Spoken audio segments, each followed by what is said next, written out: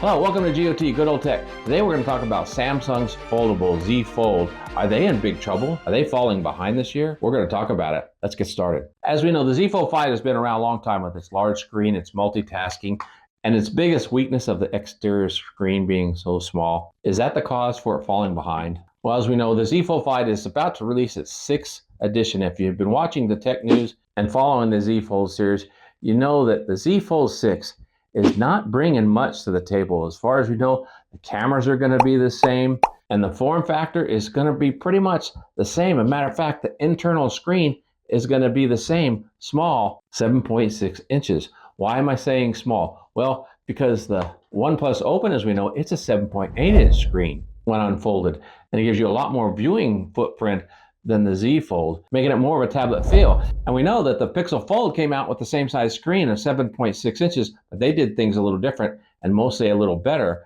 by making it a different aspect ratio when unfolded. Which, to get to the same aspect ratio on the Z Fold, you've got to turn it to the side, which this gives you a better feel with the larger apps and the aspect ratio side by side, versus this narrow image when held upright on the Z Fold, which kind of mimics this narrow external screen, which, to be honest, nobody really likes. Now, with Samsung sticking to their guns at that same format, I believe they're going to be left behind. But the OnePlus Open having a 6.4-inch screen, which is a lot better aspect ratio when using a bar phone than the Z Fold, then 6.2. And then the Pixel Fold having that larger screen, which has been preferred by most of your reviewers, especially over the Z Fold series phones. Now, the OnePlus Open hasn't been as popular because it's just not as easily accessible in the United States and Canada as the other two. Although things are changing as OnePlus seems to be making themselves a little more available to the United States and Canada, and them already having that larger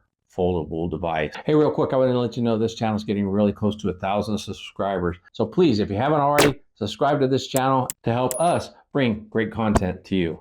Now, why do I say Samsung is going to be left behind? Well, simply because Samsung is sticking with that narrow screen. Yes, the rumors are it's going to be just a slight bit wider, but it doesn't appear to be enough to make it even close to the current phones, which is the OnePlus Open or the Pixel Fold 2, or what might be called the Pixel 9 Pro Fold. And then you got the Pixel Fold, which is going to actually increase its size pretty much to match the OnePlus Open. It's going to have the larger screen or taller screen, giving it the more larger smartphone feel when it's folded. But also when the Pixel Fold is open, it's rumored to be actually a little bit larger than OnePlus Open, being up to an 8.1-inch screen, which would really give you more of that tablet feel. So what's going on with Samsung? Samsung, as we know in the rumors, have actually made a deal with Apple to sell them or assist them in making their next foldable phones. You can actually read where Apple may be coming out with a foldable tablet as early as next year and the foldable smartphones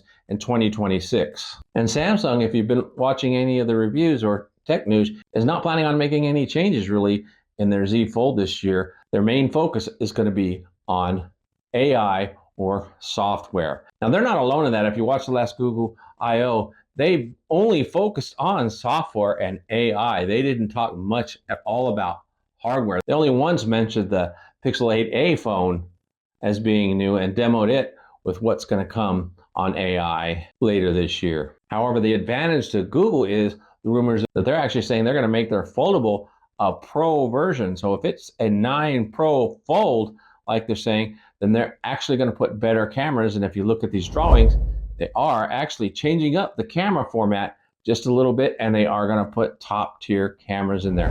And as you know, the Pixel 8 Pro, it's already got the top notch cameras in it, whereas the Z Fold, they've always put their moderate cameras in there. They're not their top flagship cameras, but even the Pixel 9 Pro is more superior to Samsung's S series flagships, with maybe the exception of the Ultra having that 200 zoom camera. Now, a lot of people say that the processing on the OnePlus isn't up to par with the Pixel or the Samsung. Well, guess what? OnePlus is taking a year off. They're not coming out with their new foldable this year. They're waiting until 2025. Why is that? Maybe they're focusing on software to improve, because right now, hardware-wise, they have superior hardware than the other existing foldables today. For example, the OnePlus Open has 16 gigabytes of RAM, so its multitasking is just unbelievable and currently far superior to the other two. So if OnePlus steps it up with their software this year, forget about it. Because even with better software, but 3-year-old hardware on the Samsung Z Fold, I'm not impressed. I think the truth is their deal with Apple, they're going to be riding along on that, hoping that Apple, when they come out theirs, they're going to be able to ride their coattails. While the other two continue to make improvements, a Samsung being stagnant this year and not really making much changes, stagnant is actually sitting still, which means you're going backwards in the technology world, where Pixel and OnePlus are moving out ahead. I should be on the next Pixel Fold phone or go for the OnePlus Open because it actually has a Snapdragon 2, which will probably and most likely still surpass the Gen 4 Tyson chip that they're going to put in the Pixel Fold. So all that said, stick to this channel to get the latest on what's coming out this year. Or stick with this channel because I'm going to do that research for you and we're going to review these units. If you have any questions or comments, please leave them down below because I do read all my comments and respond to them all. And while you're down there, go ahead and like this video. And if you haven't already, make sure to subscribe. If you've never tried a foldable phone before, you've got to try it. Thanks for hanging out with me. Until next time, God bless.